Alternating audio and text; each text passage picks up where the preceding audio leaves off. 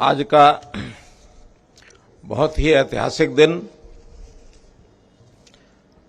जब केंद्र सरकार की, प्रदेश सरकार की एक कल्याणकारी योजना का शुभारंभ हो रहा है। इस अवसर पर यहां से जुड़े हुए सभी अन्य 28 स्थानों समेत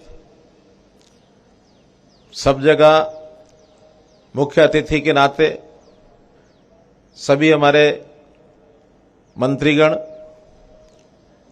केंद्र सरकार के मंत्रीगण, प्रदेश सरकार के मंत्रीगण, हमारे सांसदगण, विधायकगण, यहां मंच पर उपस्थित पटौदी के हमारे विधायक श्री सत्यप्रकाश रावता जी, विभाग के सभी अधिकारीगण, विशेष तौर पर यहां मंच पर आयुष्मान योजना के मुख्य कार्यकारी अधिकारी श्री राजनयन कौशिक जी, और आज जो बेनिफिशरीज हैं, लाभार्थी हैं, उनका प्रतिनिधित्व भी मंच पर 2 सज्जन कर रहे हैं। ऐसे सभी लाभार्थी गणों के प्रतिनिधित्व करने वाले हमारी बहन कांता देवी जी, भाई हरपाल सिंह जी, इस पंडाल में आए हुए सभी नवनिर्वाचित पंच सरपंच बंधुगण, पत्रकार छायाकार मित्रों, अन्य सज्जन वृंद, कलाकार बंधुओं, जैसा मैंने बताया कि आज का अवसर एक बहुत महत्वपूर्ण दिन, खास करके उन परिवारों के लिए, उन लोगों के लिए जो अपना जीवन यापन बहुत कठिनाई से करते हैं, जिनको हम एक कैटेगरी, जिसको बीपीएल कैटेगरी कहा जाता है, बिलो पॉवर्टी लाइन, ऐसे परिवारों के लिए एक यादगार दिन बनकर के आ रहा है।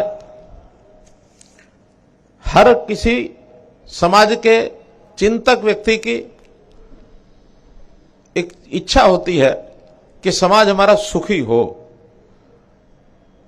सुखी समाज की कल्पना प्राचीन काल से हम करते आ रहे हैं। यदि एक व्यक्ति सुखी है, परिवार सुखी है, तो काम नहीं चलता। समाज सुखी हो तब जाके काम बनता है, क्योंकि हमारा जीवन सामूहिक जीवन है। हम सह अस्तित्व में विश्वास रखते हैं।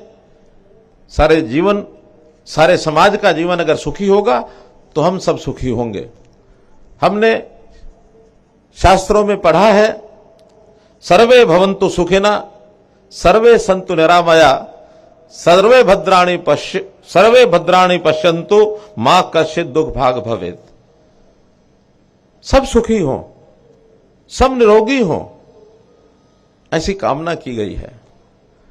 हमने तो समाज को एक परिवार माना है, वसुधैव कुटुंबकम, ये हमने बात की है। समाज के अंदर क्षमता के आधार पर अलग अलग परिवार हो सकते हैं, अलग अलग व्यक्ति हो सकते हैं। साधन संपन्न व्यक्ति भी हैं, मध्यम आय वर्ग के लोग भी हैं, निम्न आय वर्ग के लोग भी हैं। अब जो अपने परिवार का पालन पोषण अपने आप कर सकते हैं,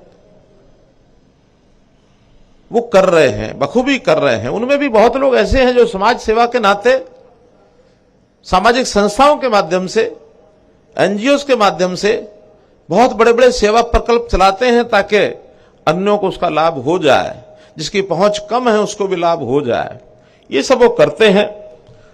लेकिन वहीं सरकारों का भी अपना काम होता है। सरकार, कल्याणकारी सरकार, ऐसे समाज की चिंता वो करते हैं जिनके पास साधन कम है, आय कम है, सामान्य भाषा में कहा जाता है गरीब समाज है, क्योंकि उसकी निजी जीवन की आवश्यकताओं की पूर्ति कई बार वो स्वयं नहीं कर सकता है। तो ऐसा विचार हमारे देश के प्रधानमंत्री श्री नरेंद्र मोदी जी के मन में आरंभ से ही है।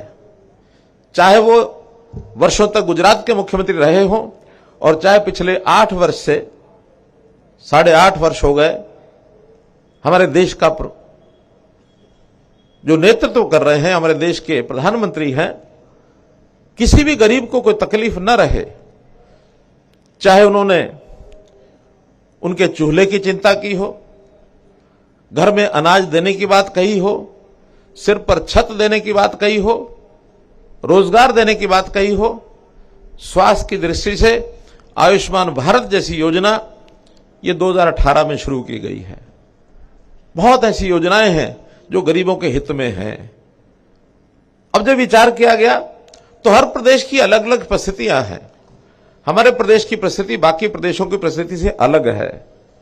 बहुत प्रदेशों ने इन योजनाओं के साथ साथ उन्होंने प्रदेशों की योजनाएं साथ लागू की हैं। उसी में से हमको ध्यान में आया कि गरीब परिवार जिसकी व्याख्या अभी तक जो पहले की गई थी वो वार्षिक 1,20,000 रुपए की आमदन, ये व्याख्या की गई थी। लेकिन हमें ध्यान में आता है कि इस सीमा को थोड़ा बढ़ा देना चाहिए। इस सीमा को 1,80,000 रुपया किया हमने, क्योंकि 1,20,000 में बहुत कम परिवार उसके अंदर आते हैं। तो इसका दायरा बढ़ाने के लिए हमने इस योजना को आगे बढ़ाया है। अब उसके लिए भी एक बहुत वैज्ञानिक तरीके से व्यवस्था की गई कि परिवार पहचान पत्र हमने शुरू किया कि हर परिवार की पहचान करके उसको एक आइडेंटिटी कार्ड दिया जाए। परिवार में कितने सदस्य हैं, किस सदस्य की क्या आयु है, कौन सदस्य क्या करता है, उसकी आवश्यकताएं क्या हैं परिवार की, उन आवश्यकताओं के हिसाब से सरकार क्या लाभ उनको पहले दे रही है और कितना लाभ दिया जा सकता है। और जो परिवार ऐसे हैं जो उन लाभ के कल्याणकारी योजनाओं के लाभ के पात्र नहीं हैं, उनको भी समझाया जाए कि ये लाभ सबसे पहले अधिकार अगर किसी का है तो गरीब व्यक्ति का पहला अधिकार है। इसके बाद धीरे धीरे योजनाओं का लाभ ऊपर भी मिलता चला जाएगा।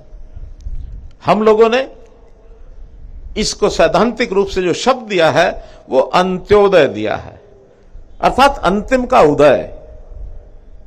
पंडित दीनदयाल जी से किसी ने पूछा, पत्रकार भाई ने, कि आप अपने समाज को सुखी करने की क्या योजना रखते हैं अपने मन में। तो उन्होंने कहा कि देखिए, जो व्यक्ति इस जीवन की दौड़ में सबसे पीछे रह गया है, पिछड़ा जिसको कहते हैं, आप उसके लिए उसके हित की योजना पहले बनाओ। अगर आपने उसकी योजना पहले बना ली, धीरे धीरे वो सब आगे बढ़ते जाएंगे, तो जो पीछे रहेगा उसी को आगे बढ़ाओ। इसका सिद्धांत का नाम दिया गया अंत्योदय।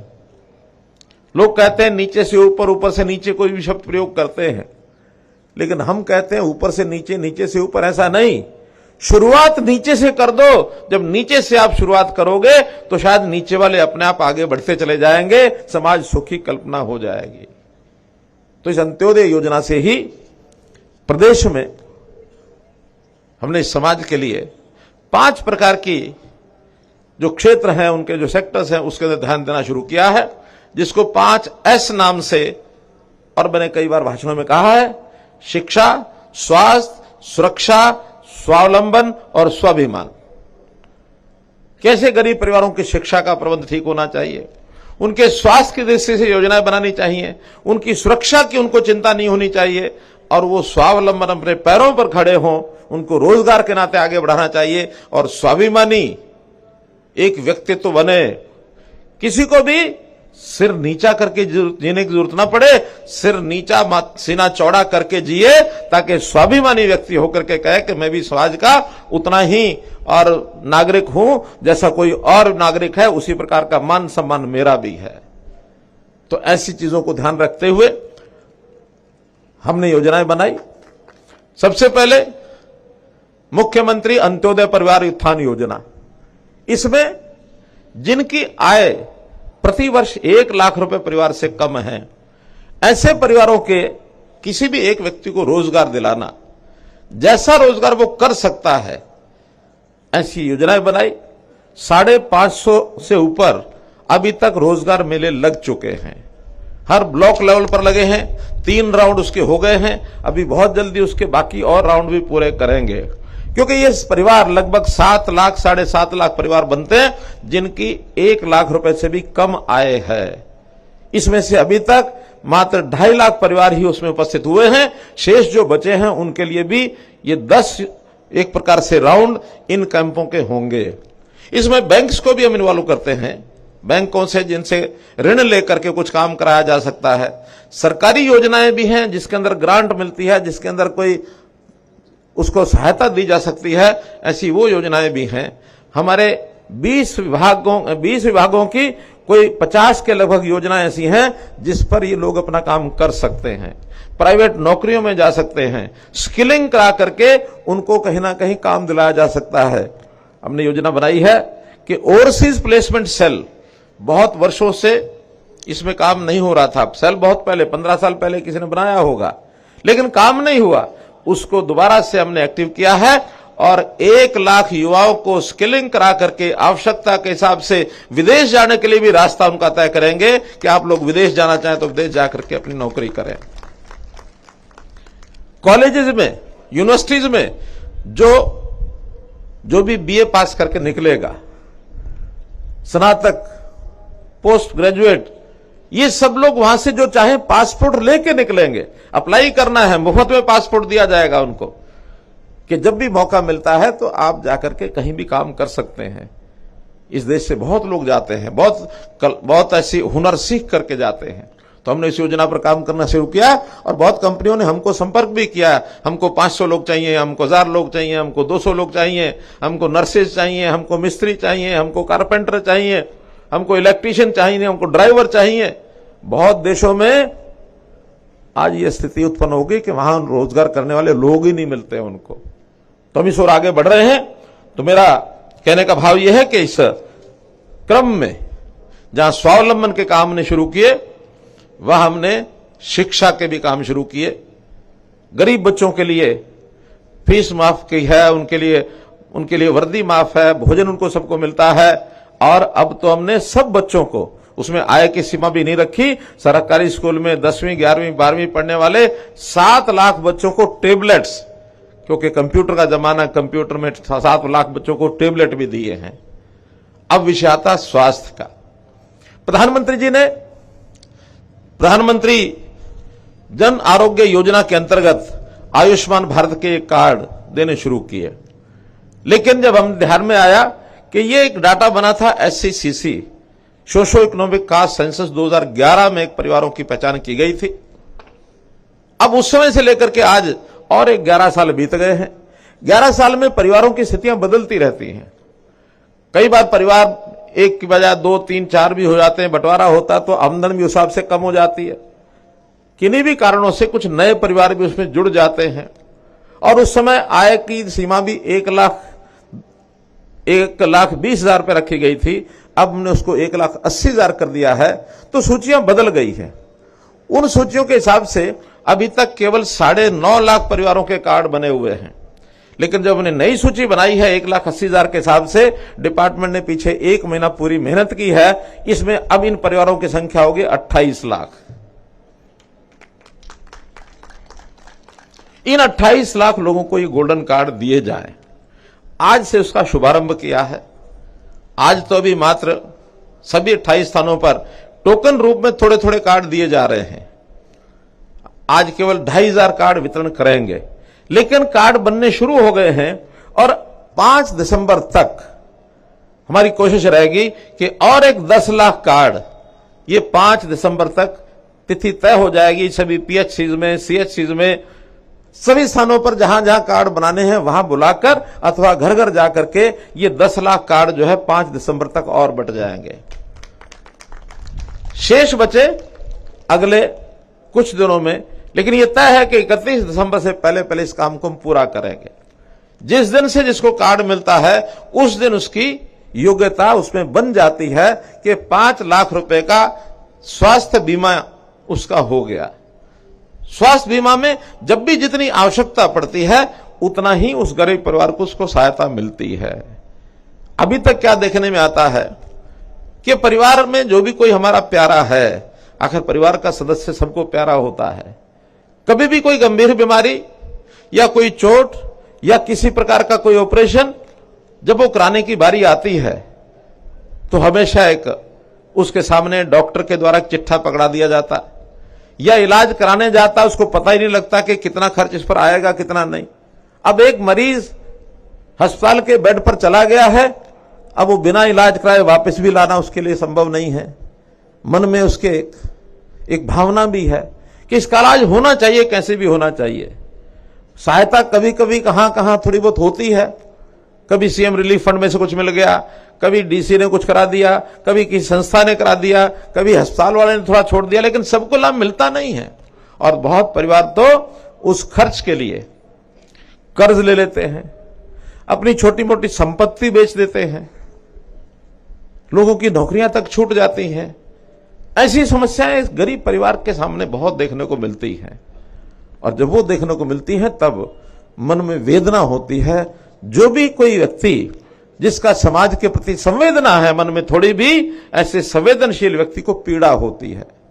अब ये पीड़ा नरेंद्र मोदी जी ने समझी थी तो उन्होंने करोड़ों परिवारों को उस समय कार्ड दिए, लेकिन जहां कमी महसूस हो रही है उसमें हमने प्रदेश के नाते से इस कमी को पूरा करने के लिए इस योजना को, इसका विस्तार किया है। और इस विस्तार के अंदर इस योजना का जो नाम रखा है हमने, वो भी चिरायु हरियाणा। इस योजना का नाम Chirayu Haryana, comprehensive health insurance of Antyodaya units. नाम भले अंग्रेजी का है लेकिन उसकी हिंदी निकाली है चिरायु। तो ऐसी इस योजना का लाभ अब 9 लाख की बजाय 28 लाख परिवारों को मिलेगा। ये भी ठीक है, केंद्र सरकार की ओर से जो निश्चित लाभ पहले से हमको इसमें रिइंबर्समेंट हो रही है 60% की, वो तो उतनी होगी। शेष खर्च हरियाणा सरकार अपनी ओर से करेगा, लगभग 500 करोड़ रुपया साल का इसमें हमारा अलग खर्च होगा। लेकिन इसमें कठिनाई नहीं है। मुझे मानेसर के, गुरुग्राम के लोगों से इस बात को साझा करते हुए कहीं कोई आपत्ति नहीं है कि हरियाणा सरकार आज आर्थिक दृष्टि से बाकी जितने बड़े प्रदेश हैं उन सब प्रदेशों में आज नंबर 1 स्थान के ऊपर है। हमारा राजस्व भी पर्याप्त है, हमारे खर्चे भी उस हिसाब से होते हैं, हमारे पर कैपिटा इनकम वो भी देश के बड़े राज्यों में सबसे ज्यादा है। इसलिए हम उसी नाते से लोगों को सहायता का दायरा भी अपना बढ़ा सकते हैं। हमने जितने लाभ दिए हैं वो सबसे ज्यादा लाभ हमारे हरियाणा में होते हैं। बल्कि एक समस्या आ गई है, आसपास के जो प्रदेशों के बॉर्डर जिलों के लोग हैं वो लाभ अपने प्रदेशों में ना उठा करके हमारे प्रदेश में आके उठाते हैं। जैसे ओल्ड एज पेंशन हरियाणा में 2500 रुपया महीना, किसी प्रदेश में नहीं है। हमारे पड़ोसी प्रदेशों में चाहे वो पंजाब हो, चाहे उत्तर प्रदेश हो, चाहे दिल्ली हो, चाहे राजस्थान हो, किसी में भी इस प्रकार का लाभ नहीं है। लेकिन हमें थोड़ा उसको चेक करना है कि हरियाणा सरकार की जिम्मेवारी केवल हरियाणा की जनता है। तो हमने ये परिवार पहचान पत्र बनाया। उसका एक बड़ा कारण यह भी है कि हमको तय हो कि जो हरियाणा का निवासी है, हरियाणा का नागरिक, उसको सारे लाभ मिलेंगे। बाहर का व्यक्ति गलत ढंग से लाभ उठाएगा तो उसका नुकसान भी हमारे यहाँ की गरीब जनता को होगा। तो इस नाते से इस योजना पर हमने काम करना जो शुरू किया है, तो हम इतना ही इसमें आगे बात जो ध्यान में आती है कि इसका लाभ जो उठाने वाले लोग हैं उनकी संख्या 28 लाख जैसे मैंने बताया है, बल्कि मेरे पास तो 28,89,000 है, अर्थात लगभग 29 लाख है। ऐसे ही 715 अस्पताल इसमें सूचीबद्ध किए हैं जहां से इलाज करवा सकते हैं। लगभग 1500 बीमारियां उसकी एक सूची बनी है जिसका इलाज वहां हो सकता है। 539 निजी अस्पताल हैं, 176 सरकारी अस्पताल हैं। एक विशेष बात इसके अंदर यह है कि पहले इसमें दिव्यांग बंधुओं का इलाज उसका स्कोप नहीं था। अब दिव्यांग का भी कोई इलाज कराना है वो भी हमारी इस योजना के अंदर समाहित है कि दिव्यांग बंधु भी अपना जाकर के इलाज वो सब करा सकते हैं। मित्रों, जितनी ये योजनाएं बनाई गई हैं, इसके अलावा भी हरियाणा के अंदर ये परिवार पहचान के साथ लगभग 59 ऐसी जो सेवाएं हैं जो लोगों को मिलती हैं, घर बैठे मिलती हैं, उनको इनके साथ जोड़ दिया है। अब उन योजनाओं के लिए आपको केवल सरल केंद्र पर जाना है और सरल केंद्र पर अपने आप अपनी एप्लीकेशन वहां हम दे देंगे तो घर बैठे उसका लाभ आपको मिलेगा। जैसे राशन कार्ड है, बीपीएल के राशन कार्ड के लिए पहले दल दल घूमना पड़ता था, सिफारिश लगानी पड़ती थी, हमारा पीला कार्ड बनवा दो, पीला कार्ड बनवा दो। अभी जिनकी आय 1,80,000 से नीचे है और जिनके कार्ड पीले नहीं बने हुए हैं, अब अगले कुछ महीनों में उनके घर वो कार्ड पहुंच जाएगा। 2 जिलों में तो पहुंचाए जा चुके हैं। लगभग 40,000 के आसपास कार्ड ये पहुंचे हैं कुरुक्षेत्र जिला में और 45-46,000 कार्ड ये सिरसा जिला में। बाकी जिलों में शुरू करने वाले हैं कि हमारा जो विभाग है डिपार्टमेंट फूड एंड सप्लाई, जिनकी इनकम 1,80,000 से नीचे है, हां इसका वेरिफिकेशन होता है। बिना वेरिफिकेशन के अगर किसी का गलती से भी कार्ड पर आय यानी कम लिखवा ली किसी ने है ज्यादा, तो ये सहायता उससे वापस भी ली जाती है। और किसी की आय है तो कम, लिखी ज्यादा कही है, तो वो अपनी आय को ठीक कराने के लिए जो एडीसी है हमारे एडिशनल डिप्टी कमिश्नर, उनके ऑफिस में जाकर के एक छोटी दरखास्त देनी है। हम कोशिश करेंगे कि उसकी शिकायत भी ऑनलाइन हम ले लें। गलती मनुष्य से हो सकती है, सर्वे करने वाले, वेरिफिकेशन जांच करने वाले, कहीं गलती हो सकती है, लेकिन ये रेगुलर नियमित चलेगा। किसी की आय ज्यादा है, कम हो गई तो भी उसका उस कैटेगरी में नाम आ जाएगा। और भाई अच्छा है किसी का इनकम बढ़ जाए, ज्यादा हो जाए, तो उसकी आय ज्यादा होने पर भी उसको निवेदन रहेगा कि इस सेवा को आप छोड़ो, गरीब आदमी के काम आना चाहिए। बल्कि मैं तो ऐसा आदमी हूं कि मेरी इच्छा रहती है बीपीएल के कार्डों, बीपीएल की जो लेवल है उसमें जितने आज लोग हैं धीरे धीरे ये कम होने चाहिए। हमको बढ़ाने का शौक नहीं है, हमको तो उन लोगों की आमदन बढ़ा करके उनको ऊपर ऊंचा उठाने की जरूरत है। अंत्योदय यही है, यही अंत्योदय है। आज 1,80,000 मानो 28 लाख परिवार हैं। अगर मान लो 2 साल के बाद हम दोबारा से इसका हिसाब लगाए और 28 के बजाय 25 लाख परिवार हो जाए तो आमदन बढ़ गई है। जिनकी आमदन बढ़ी है वो अपने आप भी करा सकते हैं सब कुछ, लेकिन कमजोर व्यक्ति अगर कम रहते हैं, ताकतवर व्यक्ति ज्यादा हो जाते हैं, तो इसका लाभ क्या होगा, इन कमजोर व्यक्तियों को और ज्यादा लाभ दिया जा सकता है ताकि जल्दी से जल्दी ये भी आगे बढ़े। हमारी इच्छा कमजोर को ताकतवर बनाने में है या ताकतवर को कमजोर बनाने में है, बताइए। कमजोर को ताकतवर बनाने में है। तो इसलिए ये बात राजनीतिक लोग खास करके हमेशा कहते हैं कि हम बीपीएल में आज इतने हैं, हम इसको और बढ़ाएंगे। अरे बीपीएल में और बढ़ाएंगे तो इसका मतलब क्या है कि हम उनको और कमजोर करेंगे। तो आगे बढ़ने का इरादा रखना चाहिए, पीछे हटने का इरादा नहीं। और इसमें तो जैसा आज कार्ड दिए जा रहे हैं, हमारे जो गोल्डन कार्ड हैं, इन गोल्डन कार्ड के बारे में भी मैं तो इतना कहूंगा कि इसका उपयोग हमेशा हमने जरूरत पड़ने पर करना है, जरूर करना है। लेकिन प्रभु से कामना करता हूं कि सबको स्वस्थ रखे और अगर इस कार्ड को उपयोग करने की नौबत न आए तो बहुत अच्छा होगा। इस कार्ड का उपयोग करने का शौक नहीं है, यह मजबूरी है। उन लोगों की मजबूरी है जो तकलीफ में बहुत निराश हो जाते थे। उनका तो बीमा भी नहीं होता था, बीमा करने के लिए उनके पास पैसे नहीं होते हैं। तो ऐसे जिनके पास खुद अपनी ताकत बीमा करने की नहीं है, ऐसे लोगों को स्वस्थ रहने के लिए ये सरकारी बीमा योजना, प्रधानमंत्री जी ने जो आयुष्मान बीमा योजना चलाई थी और आज जो चिरायु हरियाणा ये बीमा योजना चलाई है, इसका आपको सबको बहुत बहुत लाभ हो और आप लोग सब सुखी रहें। जैसे मैंने कहा कि एक निरामय योजना, स्वस्थ शरीर, ये हमारा रहे। इसी कामना के साथ आपका बहुत बहुत आभार, बहुत बहुत धन्यवाद।